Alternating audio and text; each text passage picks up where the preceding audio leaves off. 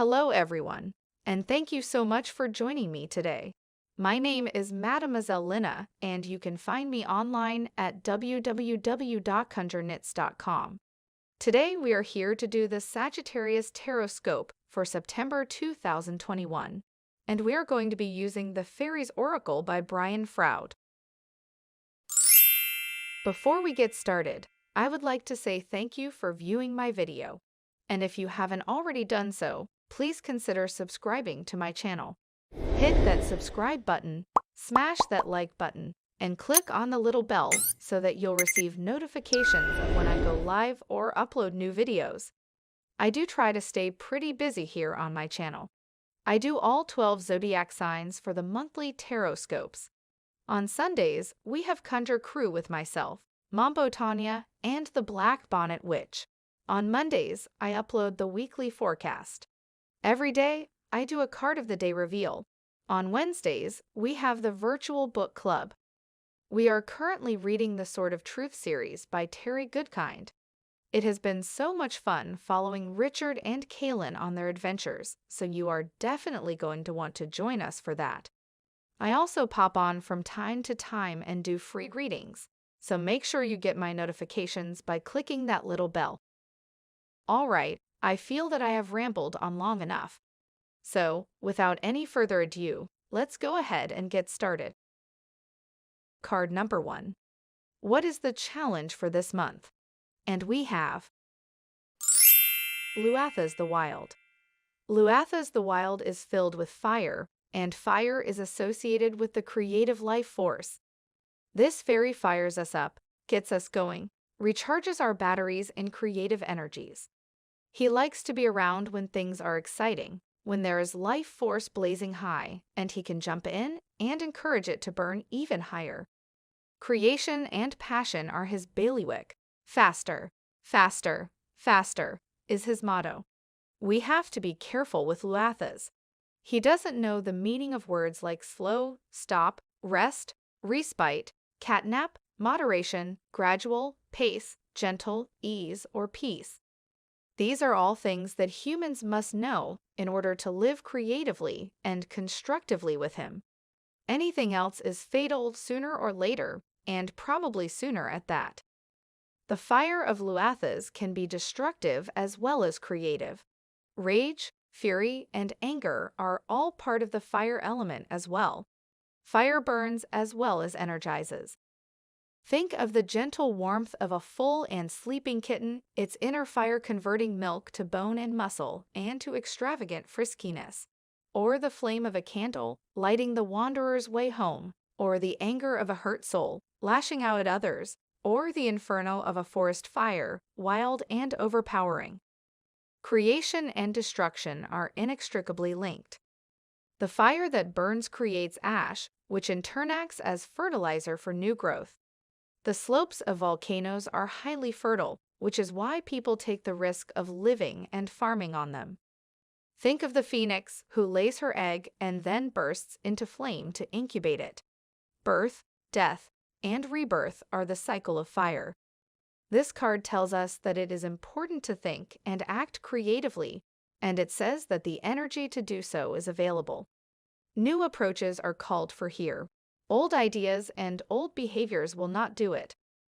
Alternatively, Luathas may be telling you to go for something now. I knew a woman once who was at a convention and a man was demonstrating electronic devices. She was not particularly interested in them, but he and she talked about the different meters and tools for a while. She started to walk away and then she thought, "No, I've got to do this." She went back and told him, "I don't think I'll ever forgive myself if I don't tell you. I think I'm in love with you." They've been happily married for many years now. Sometimes it is important to take the risk of making a fool of yourself to gain something amazing and wonderful and miraculous. Sometimes when Luathas says, "Go for it," now, it is important to do so, and sometimes it isn't. If the only reason for caution is that you're afraid of looking silly, it probably is time to go for it. Remember, then, that you need to keep an eye on Luathas. Don't let him have control of your schedule or the accelerator in your car. He always thinks going faster and taking chances is better, and sometimes he is even right. Use sense and stay grounded even while he takes you off on a flight of fancy. Card number 2. What positive energies can I embrace this month? And we have the Singer of the Chalice. This singer holds the chalice from which a rainbow of energies pours like the richest wine. Trust, love, patience, these are things we think of having or not having. We even give ourselves credit for having them, as if we made them ourselves, and yet they are natural energies of the cosmos, which flow through the chalice and through us when we are open to them, and flow around us when we are blocking them. People often think that love and hate are two sides of the same emotional coin, but that isn't quite true. Love is not simply the absence of hate, nor is hate the absence of love. They are altogether different things, as can easily be seen. When we are angry, it wears us out and leaves us feeling like less than we were. But when we love, it energizes us, and we feel larger and richer than we were before that burst of love began flowing through us. This is because anger comes from within, burning from our own substance, while love is an energy that flows through us, enlightening and expanding us. The other energies from this chalice are also like that. Patience, for example, is not merely the absence of impatience. It is a joyful, loving willingness to wait for a process to bring us to where we want to be. It contains trust and love and a special quality of expectant gratitude within it. The same is true of trust. In fact, all of these wonderful feelings are energies that flow through us when we are open to them. They each feel much like the others, and right now, just at this moment, I am being given a glimpse of something wonderful. They really are all one thing, something we don't have a word for. We need a word that includes trust and love and compassion and healing and patience, and all of the other feelings that enhance and enlighten our being when we allow them to flow through us. I ask the fairies here if there is a fairy name for this rainbow blissful feeling. They nod, smiling, and shrug. I get an unspoken feeling that if you have the feeling, you don't need a name, and anyone who hasn't got the feeling isn't going to understand a word for it. It's just one of those things, like the mystical experience of ecstasis, that we can talk about without understanding, or we can understand and not really explain to someone who hasn't already got it. So, the fairies nod, get it.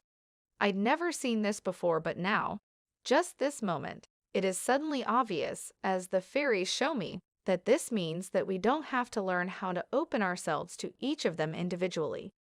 When we open our hearts and souls to unity, that energy can be focused through so many different lenses of feeling, like white light making rainbows through a prism. If we can learn to be open to any of these singers, then we can be open to them all if we just remember to. All, I say all, knowing that is a mighty big all. We have to do is, first, stop doing the things that close us down. Let go of the attitudes, beliefs, and emotions that block this energy. Second, we need to actively invite these energies to flow through us, and all that takes is asking. The thing is, the energy is already there. Our asking merely tells our own higher self and the singers that we, on this conscious level, are ready to accept it. It's like opening your arms to hug someone or opening a door to let them in. Although the taste of the contents of this chalice may seem bitter or strange at first, it always leaves a sweet, clean, sparkling taste in the mouth. With the help of the singer of the chalice and of the fairies, you too can get this one feeling that is all the good feelings in one: unconditional love, trust, hope, healing, patience, and so on. Open is open. Be open. If you don't know how, ask. It is right there. Card number 3. What negative energies do I need to negotiate this month? And we have himself. Known as himself, this Shia is guardian of both the hunter and the hunted, and finds no conflict in that because he understands the many necessary balances of nature. The living bond between all life, Himself is the breath that moves, the atom that dances, and his magic is in pure being, living, loving. Ongis journeyman and the master maker have the magic of doing, of the creation of things. The bright mother has the magic of manifesting and nurturing, but himself, he has the magic of procreation, of dancing the spark of life into being. His presence brings magic and life into a world where it is shaped and given form by Earth Mother.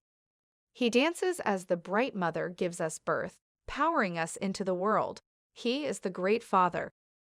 At the end of our lives, he is the one who dances the great dance of life and death, and it is himself who, when the piper plays his lonely call on the wave-swept shore at year's end, dances open the gate between the worlds so that the dead may pass beyond. It is also he who is willing to sacrifice himself, when that is necessary, for the sake of those whom he protects. In between those two extremes, his wild yang energy is channeled through humans to benefit tribe and family. His family is all of us, human and animal. Shamans draw upon his power, and the best healers channel a balance between his power and the bright mother's nurturing energy. Even as our hearts beat within us, we learn to mediate the life force through joyful being and action. Expressing this power through healing and love and trust, we become more like himself. When himself appears in a card spread, he not only indicates that a great amount of energy is present in the reading, but he also strongly energizes the fairy cards around him. Everything he touches becomes more of whatever it is, more alive, more vigorous, more powerful, more awesome, or more awful. This card in a reading can indicate great vitality, victory or triumph, confidence and power. There is leadership, an ability to command, steadfastness, and integrity, wild power held and channeled for the good of all by will. Himself speaks of protection, either of you or of someone you owe protection to, like a child or an elder. Acceptance of paternal responsibility is important, as are deep and committed relationships. He is the preserver of the natural world and its balances. Shamanic power may be indicated here, as well as a potential for powerful spiritual healing. This card may also speak of erotic energy, passion, and potent creativity. Card number 4. What do I need to make time for this month? And we have the Singer of Connection. This singer supports all connections, the web of light between all beings, all particles, and between past, present, and future. It brings wholeness to apparent duality and combines all energies, uniting all that was, is, or could be. When we lose awareness of this connection in our lives, we feel isolated, lonely, bereft, yet the energy is there. We only need to be open to it. There are emotions that help us open up: love, compassion, trust, and so on. There are other emotions that we tend to close down around, unless we make a special effort to keep our hearts open. As you can probably guess, these emotions are feelings such as jealousy, anger, fear, grief, and others of a similarly painful nature.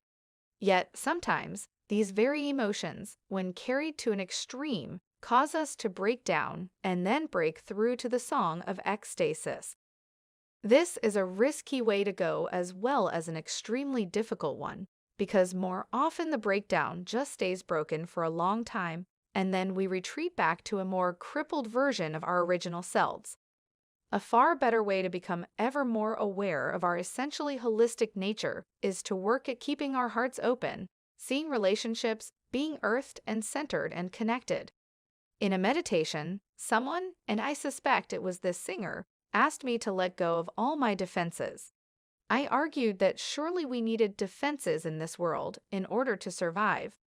I was firmly but lovingly told, it is only by letting go of all your defenses that you become invulnerable. That gave me such a strong shock of recognizing the rightness of it that I couldn't even breathe for a moment. But then, still reluctant, because it sounded like a big job, I muttered that I didn't think I knew how to do that or even what all my defenses were. I was assured kindly that I would receive help if I asked for it. and I know that you will be given the same aid too. Through the power of this singer, all connections are made, held, and released as appropriate. This singer indicates the connection of things, especially reconnecting those that have been sundered. It is unifying and reunifying. It tells us that we need to be aware of the connections between different aspects of the issue under discussion, as well as the connections between the people linked by it. We also may need to build more connections, a network of mutual support. The presence of the singer of connection in a reading indicates support and strength flowing through the connections between those involved. Card number 5. What opportunity should I seize this month? And we have the Sage. The Sage is also the shaman. Not all wise men are shamans, and not all shamans are wise men, but this one is both, power informed by wisdom and wisdom made manifest by power. This is also the face of Father Time, and we see the colors of the seasons surrounding him. Sometimes he is Old Man of the Mountain, the hermit who searches within for wisdom and understanding, and then is willing to share it with any true seeker who comes to him. His blind eye enables him to look into other worlds, other realms, and the wisdom buried deeply within each of us, where the singers dwell. He has reached a stage of life where he has let go of many of the activities of younger beings, retreated somewhat from the outer world of fairy, and has become more deeply immersed in the inner landscapes of knowledge, inner vision, contemplation, and spirit. On the exterior, he lives simply, almost austerely, but his inner world is filled to overflowing with richness. In order to pursue his studies more thoroughly, the sage has cultivated detachment. Some may see this as remoteness or coldness, but he is no less loving for that. The sage finds the inner connections between everything. He sees the connections, relationships, and consequences between seemingly separate ideas, beings, and things. Love and compassion are the inevitable consequences of seeing truly, and this leads the sage to share his learning with others. Like any other wise elder, he leads by gently teaching from his vast store of wisdom. When asked for his judgment about something, he is discriminating and generous-hearted. He turns a blind eye to punishment, feeling that what is needed is mercy and a way of teaching those who err so they will not make the same mistakes again. The sage is constantly learning. While on the one hand he values tradition and stability, he also understands and values the need for growth and change. He can't go for a walk or a flight around the neighborhood without discovering something new and trying to see how it fits into the whole. He is always expanding his understanding of reality and deepening his awareness. As we develop patience and compassion intertwined, we begin to manifest the wisdom of the sage. Here we see wisdom and deep inner understanding. One of the keys of wisdom is to organize, integrate, and simplify one's thoughts. Complexity often leads to confusion. Simplicity is to be valued. This card signifies mental discipline informed by balanced learning and compassion. Tradition is valued, but appropriate change is accepted. The sage knows when to let go and when to move on. He knows when to retreat and think things over. He compassionately and wisely shares his knowledge with others, teaching by example as well as by precept. The scales of justice are balanced in the sage hands. This also signifies the need for deep consideration and refined judgment applied with compassion and mercy. All right, my lovelies, let's take a look at the bigger picture here. Card number 1. What is the challenge for this month? And we have Luathas the Wild. Luathas is all about the go, go, go. He really lights a fire under your butt. He also can be quick to lose patience and get angry. With this being a challenge for you this month, it is advisable to remember to slow your roll and keep your temper in check. Also, suck it up and go for it. Next, we have card number 2. What positive energies can I embrace this month? And we have the Singer of the Chalice. Use the joyful, loving, and patient feelings of the Singer of the Chalice to keep Luathas in line. Allow yourself to feel all of the wonderful and blissful feelings available to you. And remember, no one can steal your joy unless you allow them to. If you start feeling a bit down, just ask the fairies to replenish all of your good feelings. Card number 3. What negative energies do I need to negotiate this month? And we get himself. Here again, we have a card about birth. Remember, Luatha's was also about birth. With himself being in the negative aspect this month, it could be an unwanted pregnancy or death of a loved one. Prepare yourself to be prepared. Wrap it up. Also, make amends while you still have the opportunity. Always make sure your protections are in place. Card number 4. What do I need to make time for this month? And we get the Singer of Connection. As I was just saying with himself, connect with your loved ones and make amends. Keep your heart open and let go of all of your defenses. Become vulnerable. Defenses are not the same as your protections. Reconnect and reconcile with those you love. Card number 5. What opportunity should I seize this month? And we get the Sage. Take the time to fully acknowledge your feelings. Learn from them. Contemplate on everything around you. See the connections between everything. Be discriminating and non-judgmental. Use your wisdom and deep understanding to be compassionate and fair to everyone. This month really seems to be focused on feelings, wisdom, and reconnection. We have all been through enough crap this past year and a half. Families split, hearts hardened, connections broken. Now is the time to repair what has been broken. The fairies are by your side, helping you make sound and wise decisions. Open your heart and allow them to help you to bring joy back into your life. I hope that this reading has helped you and will help lead you and guide you throughout the month of September. If you do feel that it has helped you and that it will help someone else, please feel free to share this video. Sharing is caring. And if you would like a more in-depth and personal reading, you can go to my website at www.conjureknits.com and click on the link at the top of the page that says, Book a Reading. I hope you all have a very beautiful and amazing month. Love you bunches. Bye-bye.